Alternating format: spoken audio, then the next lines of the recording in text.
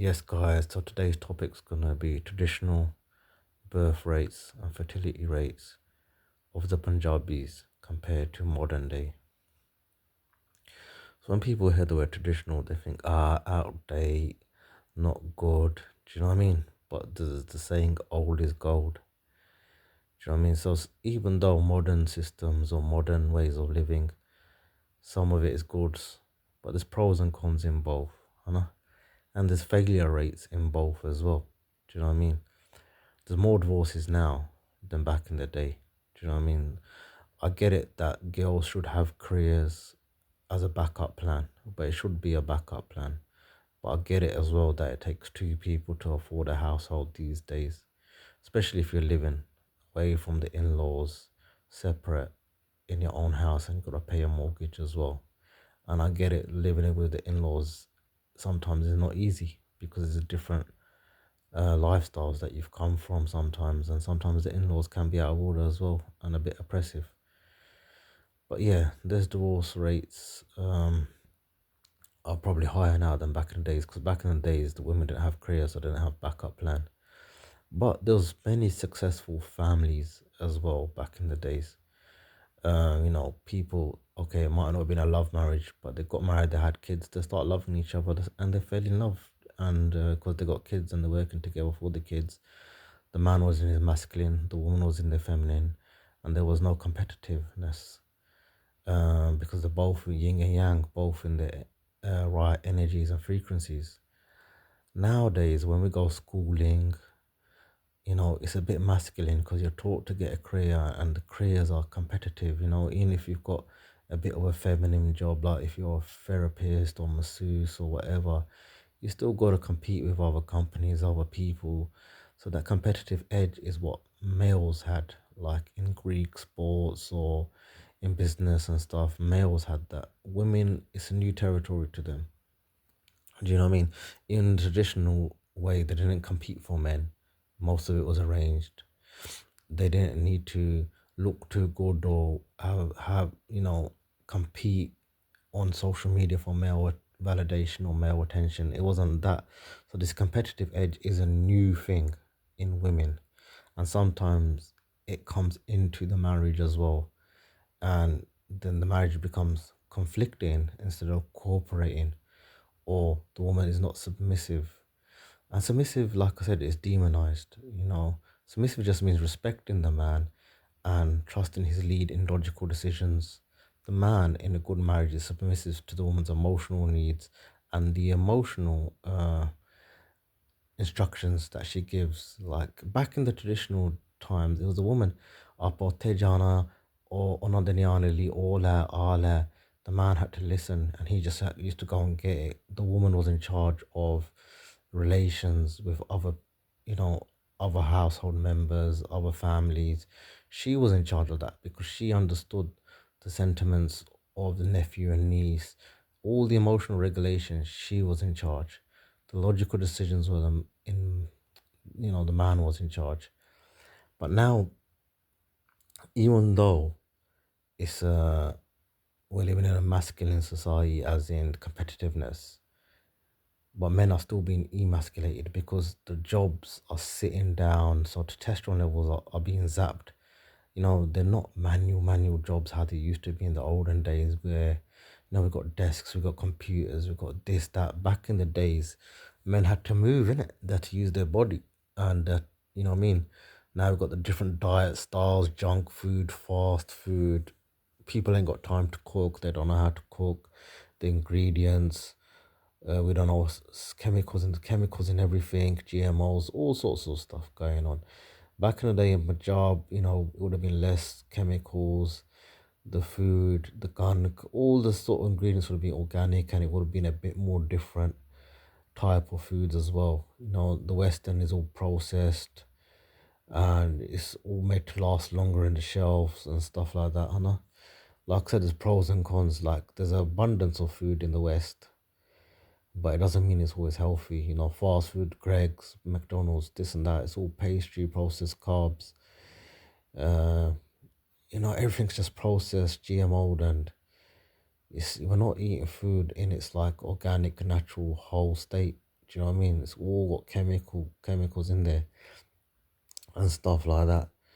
So yeah, so this was just no introduction. Now I'm gonna go into some facts and figures. Um, People are just getting married later because of careers. You know, women by the time they go uni, do the masters, settle in the career, they're 35. You know, um, so their fertility rates and stuff like that. I'm gonna show graphs, go into it a bit more, and even men are marrying late. So the traditional Punjabi system, they used to marry them 18, 19. My mom got married at 19, had me at 21. You know what I mean? So it's like you could have more kids, you know, because after 30, the fertility rate, the sperm, the egg quality, all that, it all goes down. I'll look at some graphs. I'm not going to keep this talk too long. But yeah, that's why Punjabis used to marry younger. And it was less competitive and conflicting because the woman was in her feminine and the man was in his masculine. Now in this competitive world, which I understand the woman does need a career so she can't be abused by the man and the in-laws and that she can say F off and do her own thing.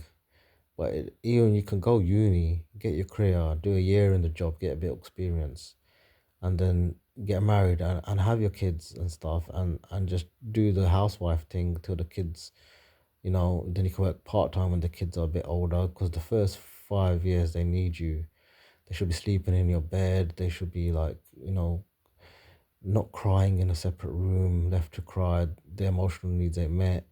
Then, you know, a lot of people put their kids with nannies, teachers, and the amount of abuse, physical abuse, or even neglection, or emotional stress it has, or even sexual abuse, you know, a lot of shit is happening out there. The babies are not meant to be with strangers or morning school club, after school club. At 6 months, they're with strangers, you know what I mean? It's crazy. This is not how nurturing mothers should be. But obviously, they're in the rat race now. They're in the competitive, and they're masculine. They're not in their feminine, soft, shy, submissive nature anymore. Do you know what I mean? And these are seen to be bad by the toxic feminist, like submissive, shy. What you know about? Do you know what I mean? You've seen how feminists or toxic women behave these days. No shame, talking about vulgar stuff. Do you know what I mean? I was reading an article yesterday. Her daughter's married her dad, and she's like proud of it, and she's saying the sex life is great between me and my dad.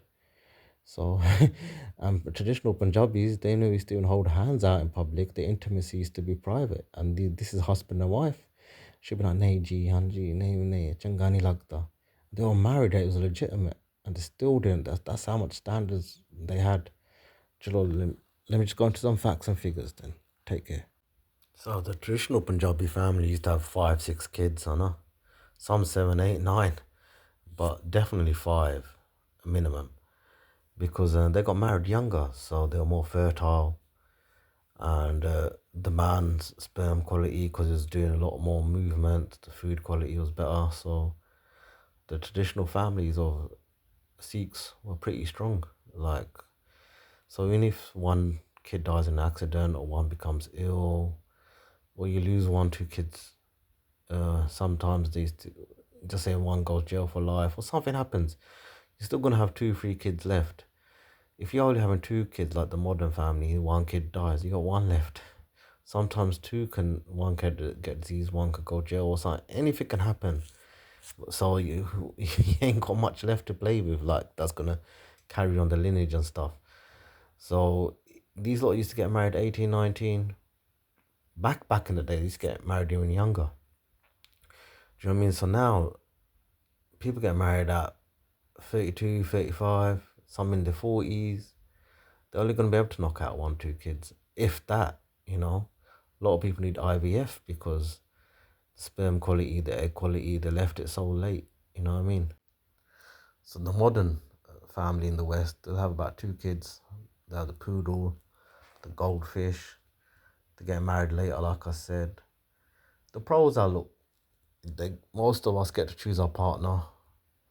Before it was a wajola, and sometimes it was a mismatch. But even now, when we choose a mismatch, sometimes more divorce rates are higher now. But it's remember what I said, don't compromise on much stuff, man. Make sure your partner's compatible, get to know them, speak to them, and, you know, meet up and stuff, go out and about, rainy, banny, bring them around your house, stuff like that with your family, see how they get on, interact. It's very important because you want to avoid a divorce because when you got kids and it's divorced, it's never the same. It's like breaking a glass.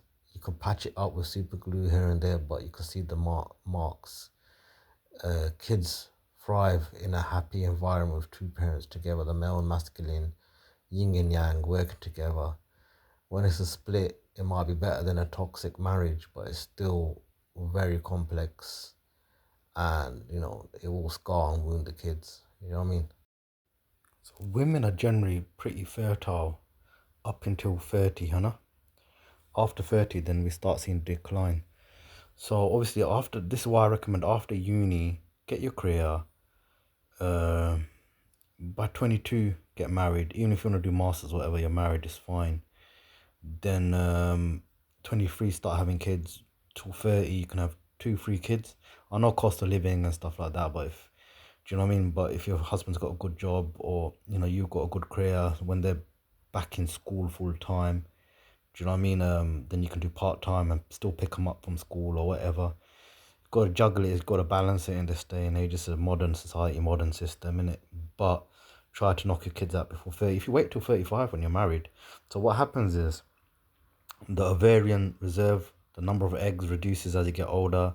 The egg quality, so chromosomal integrity, brings more higher miscarriage risk because of errors during cell division, and it makes you more infertile and stuff like that, Hannah. So yeah. Right, so men's sperm is normally generally healthy from 20 to 30. So similar to women. So it seems like 20 to 30 spot is the time to have your family. Again, it gives enough time to men to get the career in this modern day and age. And normally back in the days in traditional Punjabis, they were doing kheti from like 13 or whatever manual labour they were in from 13. The dads will have them in that sort of field already. But obviously we're in educated times, uni times, desk job times and hacking or whatever computer jobs, you know what I mean, people want to do. So you got to get educated. So peak fertility is highest, sperm count is highest, the motility, morphology, so morphology is the shape of the sperm, like, the DNA is good, the chromosomes, whatever, is all good. Mortality is how the sperm travels, how far it can travel, you know what I mean? So during 2030, there's the lowest DNA damage. After 30s, it starts declining. 35, you see a big drop. At 40s, you see increased risk of genetic issues, with the DNA damage, and that can cause, the child can have issues as well. So, gene mutations, so it increases the risk of autism, schizophrenia, and, diseases within the child as well, and obviously to conceive in the first place. Like I said, modern living has got testosterone issues in men. We're being emasculated. So research, look up ways to, build the testosterone. Maybe just go for walks, get the circulation, eating, changing your diet, meditation. There's loads of natural ways you can do it. It's basically, it's all on ChatGPT. You can research it. You like educated, I don't need to spoon feed you everything. Um, this next picture you'll see as you get older, keep active, keep fit, you can be healthy, play with your grandkids or whatever, you know what I mean? Or do say about the Gurdwara if you don't want to go down the family route, whatever you want to do. Or you could be in a wheelchair, hospitalized in bed, you know what I mean? Because your body's just weakened from sitting, your testosterone's really low. A man needs testosterone to feel like a man, do you know what I mean? Yeah, once you have kids, and it's not about putting them in nursery when they're 6 months or getting babysitters. I've seen a lot of neglect, abuse, and killing, sexual abuse, physical abuse. These last 3 months, I've seen something nearly every other day across the world. You have a family to be there for your family, to nurture your family. The kids have emotional needs. This Western system, putting them in another room from 2 months or a month, let them cry out. That's gonna cause mental health. That's not the proper way.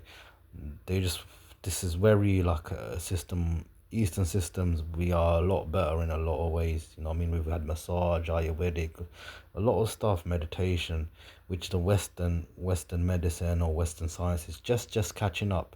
Even traditional Punjabi structures that were in place, we're hardwired to have families, this and that. I have a laugh and a joke about how marriage is hard. It can be hard. It can be in heaven or hell depending on the person.